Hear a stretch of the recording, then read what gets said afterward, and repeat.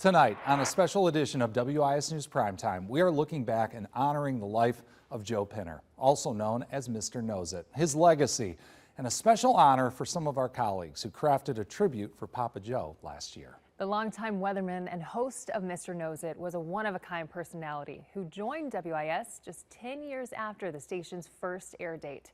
He passed away in September of last year, and that's when our Judy Gatson, along with photojournalist Russ Congdon, gave us an unforgettable look back at Joe Pinner's accomplishments and his beautiful life.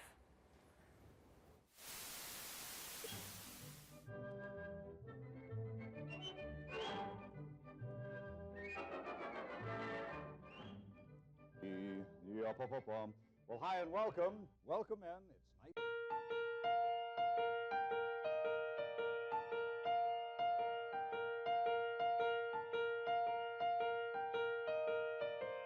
That's the way it goes. You cannot win all the time, but you must try and do your best, right? Right? Right. You should have put it in a high gear, though, when you get back into school and learn, because learning is the key to success and to life itself, really. Put on your thinking caps over there. Your name is Harriet? Harriet Jean Bell. Harriet Jean Bell, and you were 5 years old yesterday. No, this day. That dazzling smile, the sparkle in his eye, and that irrepressible charm. If you ever had an encounter with Joe Pinner, it was certainly one to remember. When Joe made his debut on WIS in 1963, it was a dream come true. At just 10 years old, he knew he wanted to be a broadcaster, but had no idea how many dreams he would also inspire. What is your name? Renee Weeks. Let's give Renee a big hand. Very nice. When asked to create a children's show, Joe said he didn't want to be a Bozo the Clown. Instead, the Knozit Show took kids on an adventure that captivated their curiosity and imagination. With a memory as vibrant as his personality, Joe could entertain you with a rundown of almost every episode.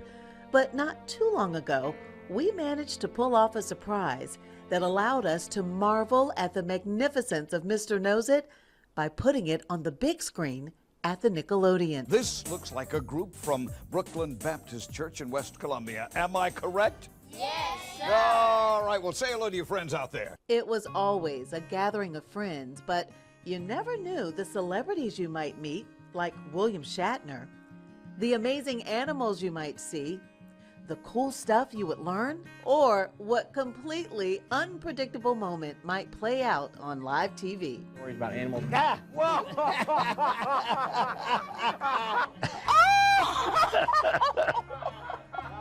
Now that's a first. It was burning my eye. Was it really? Yes, it was. But here it was live television. Right in the face. Well, now let's take a Oh my goodness. Yeah. You handled it so well. You had Well, so thank much you. grace on camera. Yes, but I thought I was losing my eye. Somehow, we even managed to find a few gems Joe had forgotten.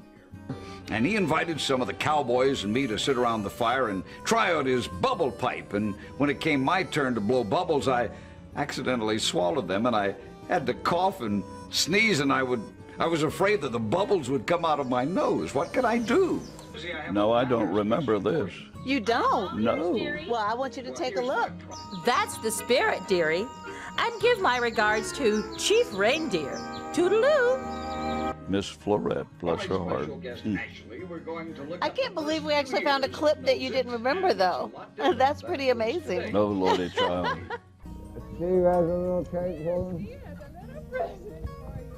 There was undoubtedly mischief and mayhem along the way. Yeah. Oh, my goodness. Actually, it was quite good. Was it? Oh, yes, delicious.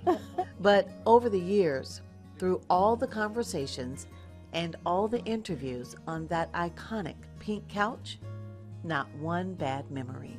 I mean, we wanted to put it on the big screen for you. There's something about seeing it on the big screen that just resonates. Well, it's making me horripilate. The hair is standing up all over me just looking back. And as I say, when you get old enough, you don't remember everything. So it was nice to see the memories of people that I met and the experiences that I had, especially with children. It always gave Joe such great joy to see his Knozit kids all grown up. I wanted them to know that they were appreciated, that they were special, that they had a life ahead that had many adventures. He was also very proud of his Army service. His lifelong support of the military enshrined by his induction into the Fort Jackson Hall of Fame. Joe cherished every blessing that came his way. And in one of our last conversations, he told me he lived his dream every day. But what always mattered most was family, being a dutiful dad and a doting granddad, and a devoted husband to his beloved Peggy, who was waiting on him in heaven.